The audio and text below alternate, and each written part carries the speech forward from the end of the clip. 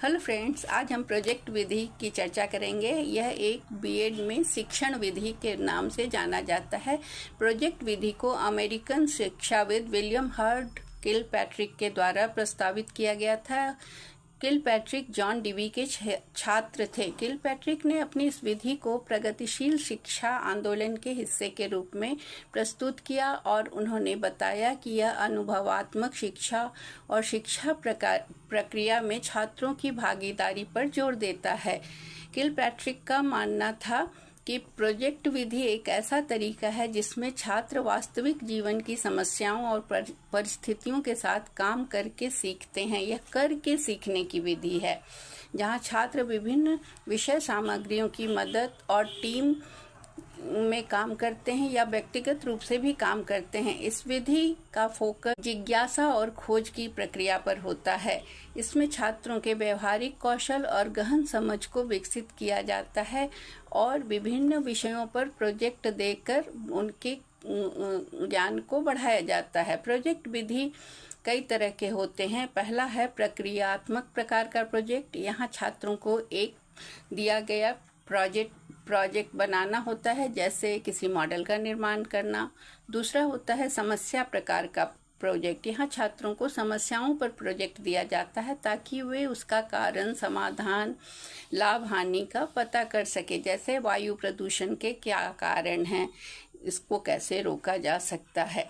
उपभोक्ता प्रकार के प्रोजेक्ट होते हैं, जहाँ छात्रों को सौंदर्यात्मक प्रकारों पर प्रोजेक्ट तैयार करना होता है जिसमें उन्हें आनंद मिले, जैसे मेले, त्योहार, भ्रमण इत्यादि पर प्रोजेक्ट। ड्रिल प्रकार का प्रोजेक्ट, यहाँ छात्रों को किसी विषय वस्तु पर प्रवीणता प्राप्त करने के लिए प्रोजेक्ट दिया जाता है और इसमें उन्हें प्रैक्टिस कराया जाता है। जैसे इसमें होता है पढ़ना, स्पेलिंग सीखना, भाषण, निबंध लेखन।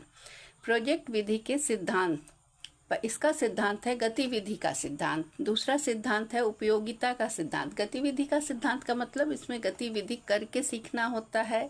यह उपयोगिता का सिद्धांत बतलाता है कि उपयोगी विषयों पर प्रोजेक्ट बनाने से छात्रों के ज्ञान में वृद्धि होती है। इसका उद्देश्य है छात्रों को स्वयं करके सीखना ताकि उन्हें ज़्यादा ज्ञान प्राप्त हो। स्वतंत्रता का सिद्धांत, इसमें छात्रों को खुद से करने की स्वतंत्रता मिलती है।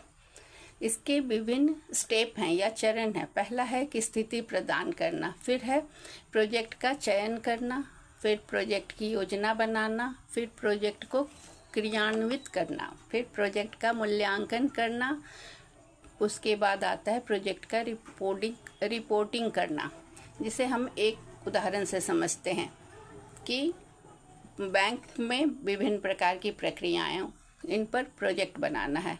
तो क्या करना है, बैंक का खाता खोलना, योजना है इसमें क्या करना होता है, आवश्यक दस्तावेजों की व्यवस्था करना, बैंक जाकर खाता खोलने की प्रक्रिया की पूछताछ करना। इसमें क्रियान्वयन कैसे होगा, तो छात्रों को जाकर खाता खोलने की प्रक्रिया के बारे में जानकारी इकट्ठा करना होगा और सभी निर्देशों का पालन करना होगा।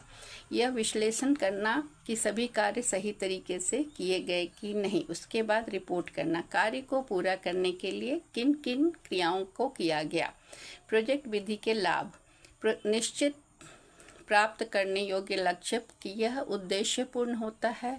दूसरा, मनोवैज्ञानिक शिक्षा का पालन करता है। व्यवहारिक समस्या का समाधान करना सिखाता है। सामाजिक और नैतिक मूल्यों का विकास करता है। आत्म अभिव्यक्ति की स्वतंत्रता मिलती है।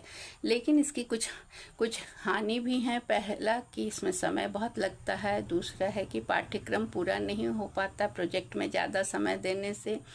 कभी कभी महंगा भी होता है, जब जाना पड़ता है प्रोजेक्ट के लिए, कहीं बाहर जाकर प्रोजेक्ट बनाना होता है तो छात्रों को खर्च भी होता है।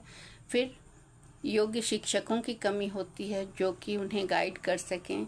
फिर परीक्षा और मूल्यांकन का इसमें कोई स्थान नहीं होता। प्रोजेक्ट विधि छात्रों के शैक्षणिक और व्यक्तिगत विकास को बढ़ाता है, जिससे शिक्षा गतिशील होती है और वास्तविक दुनिया से संबंधित होती है।